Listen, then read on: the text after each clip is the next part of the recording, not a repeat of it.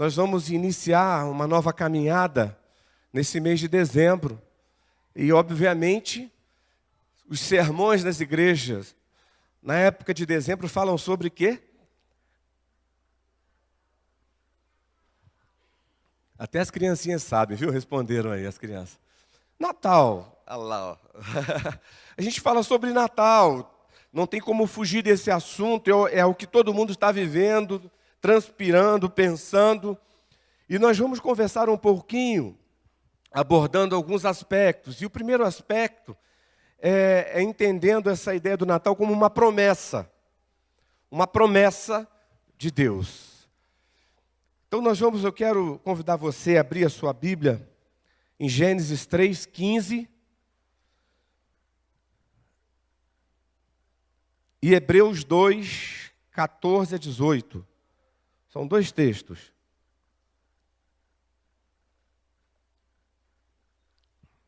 Gênesis 3:15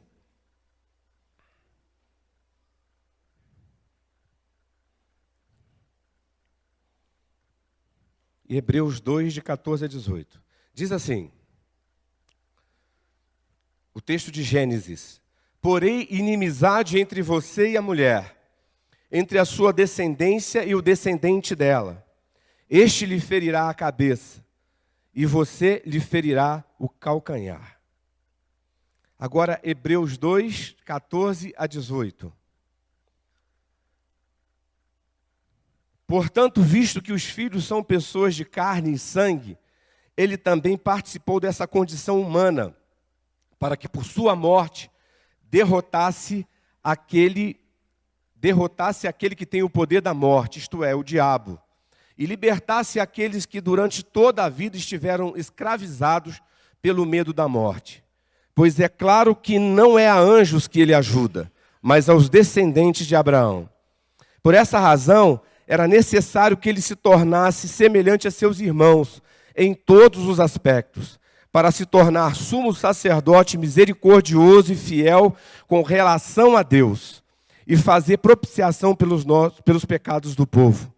Porque tendo em vista o que ele mesmo sofreu quando tentado, ele é capaz de socorrer aqueles que também estão sendo tentados.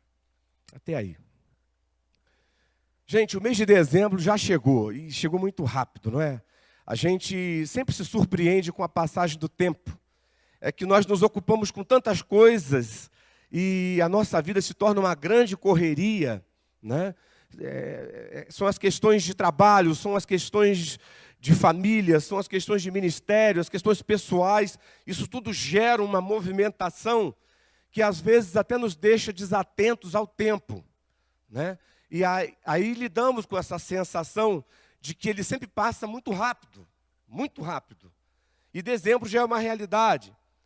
E mesmo que nós não nos apercebêssemos através do calendário, eu creio que basta você olhar para todas as formas de mídia, e você vai perceber que é dezembro. Porque você vai ver o bom velhinho em tudo que é lugar, renas para todo, né, no país tropical, renas, neve. Você vai ver panetone em tudo que é lugar, de diversas formas. Eu sei que todas essas experiências visuais, sensitivas, de alguma forma, vão nos levando a enxergar que chegou a época do Natal. E nessa época também, eu creio que cada um de nós aqui já percebeu isso, há uma certa contrição no coração das pessoas, né? Aquelas campanhas solidárias, elas começam a ficar intensas, né? As pessoas ligam, te dão um panfleto, te convidam para participar de alguma forma e ajudar alguma criancinha carente a ter um brinquedinho. Essas coisas começam a acontecer e a gente vai se envolvendo e a gente vai percebendo que é Natal, né? Há um sentimento de solidariedade que toma conta do nosso coração, mas sem querer ser piegas, né? Ou entrar naquelas declarações, isso não é o Natal, mas o Natal, né? Sem querer entrar nesse discurso, mas a gente precisa atentar para o significado real disso, né? O que significa para a minha vida você celebrar o Natal de Jesus Cristo? E aí, quando você começa a fazer um passeio pelas Escrituras, você começa a perceber que existe um propósito muito grande nisso que nós chamamos de Natal, nessas comemorações que fazemos no mês de dezembro. E a ideia aqui não é nem ficar discutindo se é em dezembro, se não é em dezembro, pouco importa isso. O que importa é nós lembrarmos que Jesus nasceu. Isso importa. E entendermos o significado disso. Mas para chegarmos até trilharmos esse caminho de entendermos o porquê e até chegarmos lá na frente para vermos a direção, para que direção ele aponta, nós podemos entender a partir da narrativa bíblica de que o Natal começa com uma promessa. A ideia do Natal de Jesus, do nascimento de Jesus, começa com uma promessa. Há uma declaração bíblica que desencadeia esse processo. O texto de Gênesis que nós lemos, ele sinaliza uma conversa de Deus com a serpente. Perdão, tá, gente, por essa gripezinha aí. Hoje eu não quis bancar de Sandy, né, porque ficar tossindo no microfone ali não faz bem para ninguém aí, né? Mas na narrativa de Gênesis, esse capítulo 3, há uma conversa. Ali naquela conversa está o homem e a mulher caídos, um transferindo culpa para o outro. Ali está a serpente que representa o diabo. E nessa conversa, principalmente se dirigindo à serpente, Deus, né, Deus triuno, ele faz uma declaração, né, dizendo o seguinte: o disseminador da morte gerou um problema, vamos dizer assim, para vocês, humanos. Esse problema gerado por esse disseminador da morte, que é o diabo, interrompeu a relação do homem, criatura, com o Deus Criador. E é interessante que Deus coloca naquela conversa que algumas consequências viriam. Ele fala, por exemplo, das dores, através das quais a mulher viria então a dar à luz. Ele fala sobre isso.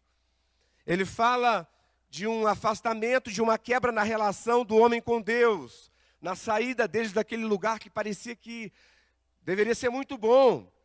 Há uma orientação, ou seja, aquele ato, ele teve consequências. E eu creio que a pior delas, o afastamento de Deus. Mas ao mesmo tempo que há a constatação e há até mesmo a declaração da disciplina e das consequências, há uma declaração de uma promessa.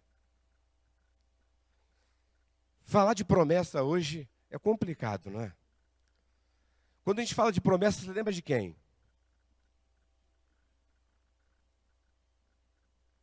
Normalmente a gente lembra de quem não as cumpre. Políticos. Não é verdade? E às vezes até mesmo no nosso dia a dia, às vezes movidos por emoções, às vezes movidos pela dificuldade de dizermos não, nós acabamos nos comprometendo, fazemos promessas uns aos outros que às vezes não conseguimos cumprir. Isso é do ser humano, não é pecado, está errado. Porque, tipo assim, você gera às vezes dificuldades, mas isso acaba acontecendo. Mas a palavra de Deus diz a respeito desse Deus que ele não é homem para mentir, nem filho de homem para que se arrependa. Ou seja, qualquer promessa proferida pela boca de Deus se cumpre. Com isso, nós não podemos também sair por aí à revelia, achando que todo texto da Bíblia que nos agrade é promessa de Deus para a minha vida, porque isso também está errado, porque algumas ali não são. Algumas são específicas para Israel, e fica claro nas Escrituras. Mas algumas são promessas específicas. Por exemplo, Eis que estou convosco todos os dias até a consumação dos séculos. É uma promessa ou não é? Para quem? Nós que estivermos em missão. Porque ali o contexto é, enquanto vocês vão pelo mundo, façam discípulos de todas as nações. Fazendo isso, eis que estou convosco até a consumação do século. Quem não está em missão, não sabe o que é isso, não pode ficar reivindicando isso. Quem está em missão não precisa reivindicar. É promessa, ele cumpre. É simples. Esse é Deus. E aqui, da mesma forma, por um amor, uma graça, uma misericórdia que nós não conseguimos descrever, apesar de vermos, às vezes, os poetas, nas canções, eles conseguem colocar em poesia, isso toca o nosso coração, mas esse Deus amoroso, gracioso e misericordioso, ele simplesmente não desiste da gente. Não desiste. E ao mesmo tempo em que ele fala das consequências desse afastamento, das consequências da queda, da escolha da humanidade, ao mesmo tempo que ele fala, olha, algumas coisas vão piorar, mas ele diz, a esperança porque eu vou prometer a vocês uma coisa. E essa promessa dele, ela cai aqui nas Escrituras como uma luva, porque não há como, né, todos os sinais do Antigo Testamento mostram para a gente as figuras dos animais puros, sem defeito, que eram oferecidos nos sacrifícios pelos pecados. Isso era um sinal, isso mostrava o seguinte, que a única forma de resolver o problema da relação homem-Deus, que estava quebrada, era alguém puro morrendo ou pagando a conta. Ou que nós nos tornássemos tão puros que nos tornássemos dignos de ser perdoados.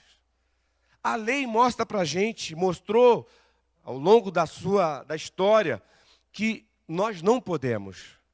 Você consegue ser puro? Você consegue ser perfeito? Você consegue obedecer à lei de Deus? Não, eu também não consigo. Então estamos no mesmo barco. A lei mostrou isso para nós, o que nos é impossível. E mais uma vez fica evidente no contexto das Escrituras que teria que ser também algum igual. Porque não há como resolver esse problema se alguém igual não nos substituísse. Porque esse alguém igual entenderia exatamente como é a nossa condição, na nossa luta contra o pecado e a nossa dificuldade.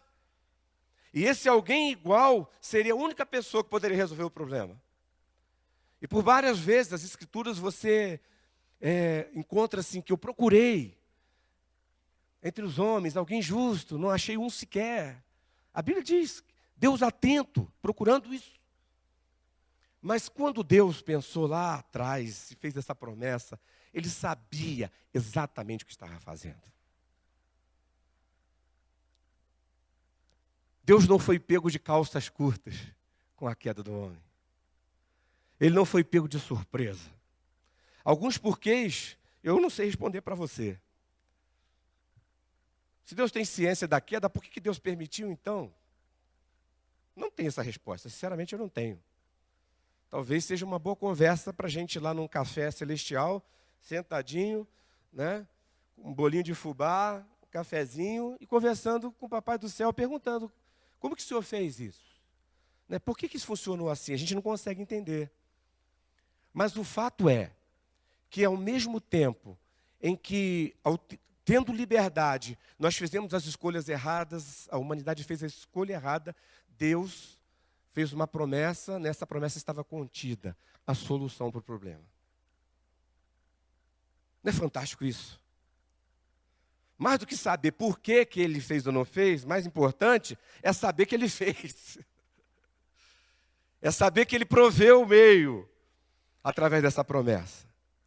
E o texto diz que viria alguém nascido de mulher, que pisaria a cabeça da serpente, ou seja, venceria definitivamente o disseminador da morte.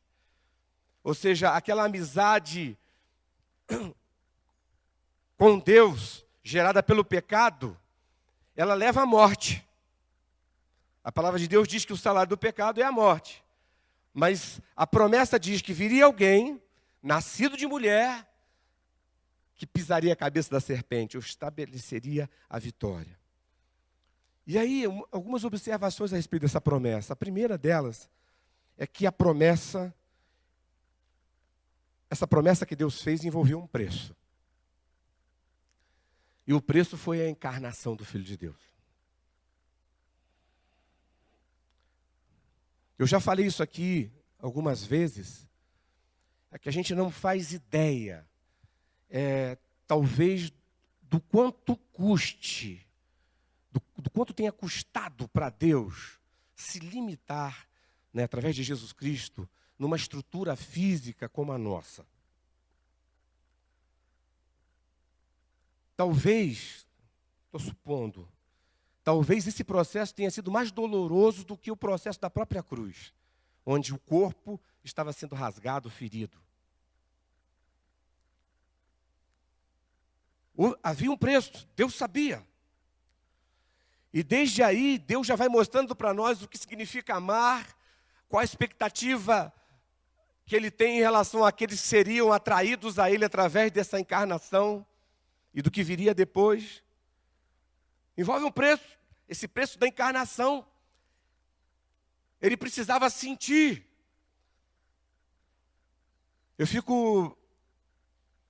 Quando você vai lendo o panorama bíblico, assim, você vai percebendo algumas coisas. Hoje Jesus, Ele é nosso intercessor, não é, diante do Pai. Agora, não é um intercessor sem causa, sem conhecimento de causa, aliás. É um intercessor que sabe exatamente do que está falando. Se ele percebe, se de alguma forma afronta a justiça de Deus, a nossa covardia que nos leva às vezes ao pecado, e que isso nos tornaria passivos de receber talvez a disciplina merecida, a intercessão de Jesus nos livra disso. Chegando lá dizendo, olha Pai, eu sei o que é isso. Eu sei o que é sentir esse medo. Eu sei o que é lidar com essa situação sob pressão. Ele intercede. A intercessão é essa. Lá em João, na epístola de João, ele usa a expressão advogado, que Jesus funciona como um advogado. Nós temos um advogado diante do Pai. E ele fica lá e fazendo exatamente esse meio campo. Ele fala por nós, ele intercede por nós. Porque ele encarnou. Não dá para pensar no Natal sem pensar nessa promessa. Que teve um preço altíssimo para esse Deus. Outro aspecto dessa promessa é que uma promessa que envolveu dor. Um outro ponto de interrogação é como deve ser o sofrimento de Deus.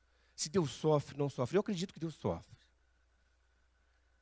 Porque se a Bíblia, naquilo que ela diz ali, ela diz assim que, com palavra de Deus, através de Isaías, dizendo assim, eu habito o alto e sublime trono, mas habito também com o abatido e contrito de espírito. Quando você está unido a pessoas que estão em processos de sofrimento, eu creio que você acaba assimilando isso também, você acaba sentindo junto. Nós tivemos agora uma sequência de partidas de pessoas, de famílias dessa igreja. Por mais que tenhamos essa segurança de que estão com o Senhor, nós temos aqui alguns corações que estão saudosos, feridos. E quando a gente está junto nesse ambiente, conversando com essas pessoas, a gente sente também não como eles, mas a gente, através da empatia, você participa desse processo. E eu creio que Deus sente com você, Ele chora com você. A pergunta, a resposta para aquela pergunta, onde está Deus? Quando a desgraça aconteceu na minha vida, está do teu lado, chorando com você, sofrendo contigo, entendendo a tua dor, te segurando no colo para que você não desmonte de vez. Porque Ele entende. Porque Ele entende. A encarnação era necessária. Outro aspecto é que envolve dor, e nessa dor é o sofrimento também. A vida dele aqui foi marcada por sofrimento. Ele batia de frente com os religiosos, aí apanhava dos religiosos. Ele batia de frente com um poder vigente, poder político vigente, e atendia os necessitados. Apanhava de todos os lados. Apanhava. E a vida dele foi marcada por sofrimento, culminando na morte do Filho de Deus. Essa marca ficou para sempre. Antes disso, a ideia de morte não passava por Deus. Mas o Filho de Deus morreu na cruz. Ressuscitou, mas ele morreu na cruz. Então, uma marca, por causa da humanidade que precisava ser restaurada, foi colocada em Deus. Agora, e por último, essa promessa envolve esperança. O texto de Hebreus fala de uma vitória definitiva sobre o diabo. O triunfo da vida sobre a morte. Ele diz que esse que encarnou, a promessa diz que viria aquele, nascido de mulher, que pisaria a cabeça da serpente, seria ferido, sofrimento que ele teve, mas que ele venceria definitivamente. Isso está estabelecido. Isso está estabelecido. Ainda que a gente possa ler na Bíblia que o príncipe desse século, ainda que a gente ouça e leia na Bíblia, o mundo jaz no maligno, algumas declarações assim, a liberdade que o inimigo tem no mundo que nós vivemos é a mesma liberdade que você tem quando você está fazendo uma viagem de navio, dentro do navio. Esse navio te tirou de um porto, vai te levar a outro. Ali, você pode sair da tua cabine, descer para a área de recreação, ir lá no fundo, subir, descer, sala de máquinas. Você pode fazer o que quiser ali dentro, mas que você vai chegar naquele porto, vai chegar. A situação da derrota definitiva do diabo já está estabelecida. Isso não muda mais, não tem como ser revertido, isso não pode ser revertido. E é exatamente a vitória da vida sobre a morte. Agora, e enquanto nós passamos por esse processo, enquanto isso não se consuma, como eu fico? O texto diz também que nós temos socorro enquanto aguardamos a consumação da vitória. O texto diz aqui que nós não temos um sacerdote que não possa compadecer-se das nossas dores, porque ele viveu as mesmas coisas, as mesmas angústias, e ele pode nos representar. Então, celebrar o Natal de Jesus é lembrar dessa promessa. Uma promessa que resolveu, de que o problema entre o homem e Deus, a distância entre o homem e Deus, seria resolvido. E para que isso fosse resolvido, viria um nascido de mulher. E isso foi Jesus encarnando, morrendo na cruz, ressuscitando e trazendo a esperança de ser religados, que possamos ser religados a Deus. Ao comemorar o seu Natal, lembre-se disso. E agradeça a Deus por isso. Que lá atrás, quando o problema surgiu, Deus pensou em você e proveu o livramento. Amém?